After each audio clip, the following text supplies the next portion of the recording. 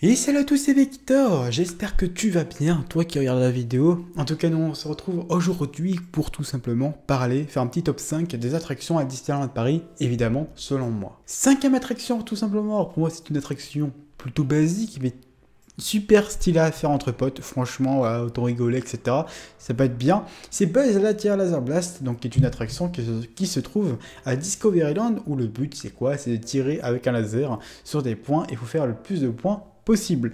Et ça, franchement, c'est une attraction qui est plutôt bien thématisée du début jusqu'à la fin, il n'y a rien à dire là-dessus. On est dans l'ambiance Buzz Lightyear, c'est plutôt stylé, avec le robot en plus de Buzz qui est dans la file d'attente, donc c'est plutôt stylé. Et l'attraction en elle-même est très très stylée, je trouve, et très très fun à faire, évidemment, entre potes. Quatrième attraction, alors, elle fait encore partie de Discoveryland, parce que pour moi, c'est une attraction aussi, encore une fois, stylée de fou, c'est Star Tour. Alors pourquoi j'aime Star Tour? Star Tour, déjà, j'adore tout ce qui est robot, etc. Pour vous dire, un de mes films favoris, c'est Wall-E. Donc Wall-E, qui est quoi? C'est un film sur les robots.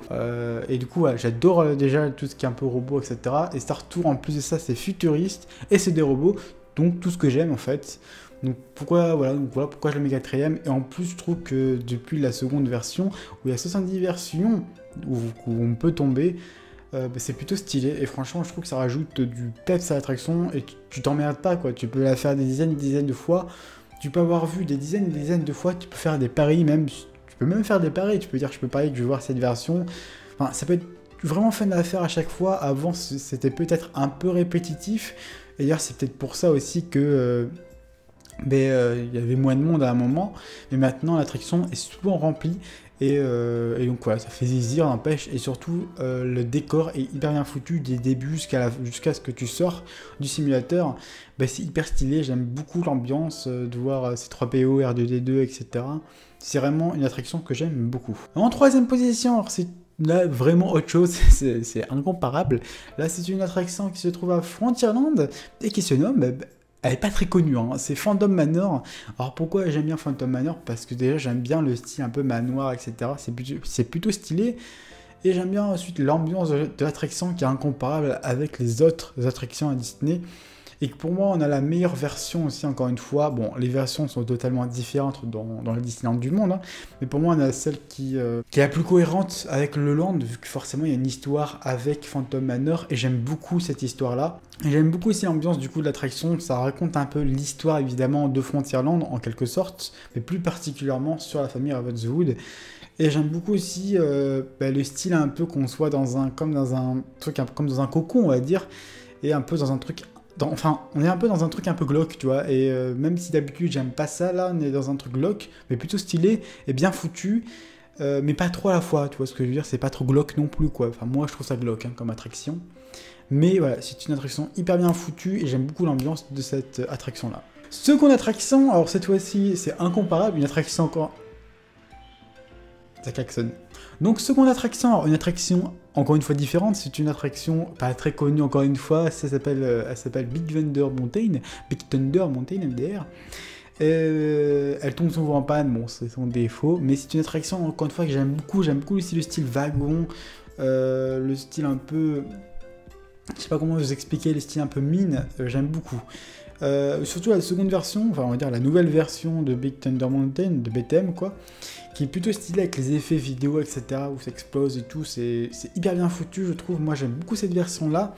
Alors, même s'il y a des problèmes, parce qu'elle tombe souvent en panne, en panne, en quelque sorte, parce que dès que quelqu'un fait tomber un truc, ça tombe en panne. Dès qu'il y a un petit souci, dès qu'il y a une seconde de décalage avec des trucs, c'est en panne. Bon, bref, voilà, il y a plusieurs raisons. Mais en tout cas, là, moi, c'est une attraction que j'aime beaucoup. Et qui est dans une ambiance plutôt Far West, et j'aime beaucoup cette ambiance-là. Première attraction, alors là, c'est vraiment une attraction que j'aime mais énormément faire, que quand j'étais gosse, je la faisais, mais tellement de fois, c'était abusé. Pour moi, la première attraction, tout simplement, c'est Pirate of the Caribbean. Alors là, par contre, pourquoi je l'aime bien? Parce que tout simplement, même quand tu es devant l'attraction, tu es déjà transporté dans les pirates. Forcément, vu qu'on est à Adventureland. Et qu'Adventureland, c'est très pirate. Donc, j'aime beaucoup ce style-là, un peu pirate. Enfin, on est dans l'attraction sans l'être, tu vois. On est devant l'attraction, on est déjà dans un monde de pirates. Et ça, je trouve ça quand même fort quand même de la part de Disney, car il y a dans aucune autre attraction, c'est pareil. Tu vas pas dire ça à Buzz ou à Phantom Manor. Phantom Manor, si un peu plus, puisque Phantom Manor, forcément, il y a des tombes, etc. Mais là, Pirates des Caraïbes, c'est vraiment un land pirate. Du coup, forcément, quand tu arrives devant, tu es déjà transporté dans ce monde-là. Mais quand tu rentres, alors là, je vous explique même pas, j'adore la file d'attente, cet esprit de rentrer comme dans une grotte, où il y a comme des prisons, comme des prisons, etc. Où tu...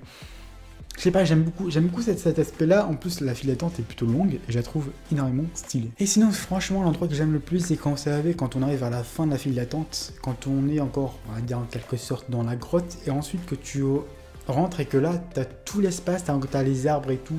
Là, c'est vraiment une autre ambiance, t'es vraiment dans le truc, tu vois. Même si tu sais que t'es dans un bâtiment, tu te dis waouh, ouais, c'est pas de la merde, quoi. Et après, quand tu montes dans le bateau, bah là, je t'explique même pas. Déjà, t'es dans un bateau, donc forcément, pour un pirate, c'est logique. Mais en plus de ça, les décors sont hyper bien foutus et la V2 de l'attraction est hyper bien foutue. Bon, même si on voit pas beaucoup Jack Sparrow, etc., c'est plutôt une attraction hyper bien foutue. Et moi, j'aime beaucoup cet aspect-là, même si je suis d'habitude pas très fan des pirates, du côté pirate, etc.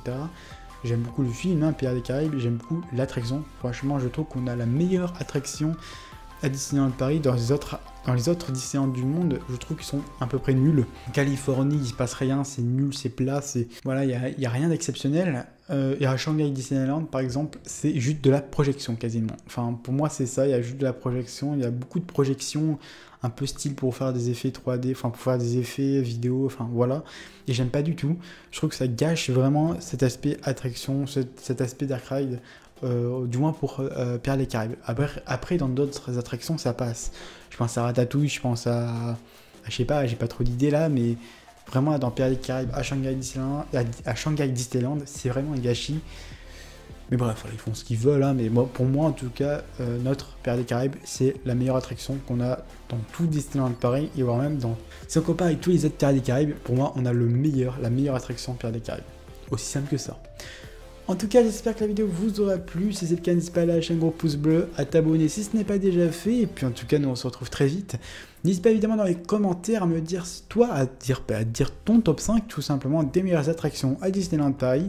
Si vous êtes d'accord avec moi, etc., dites-le moi dans les commentaires. Et puis en tout cas, nous on se retrouve très vite pour une prochaine vidéo. Ciao.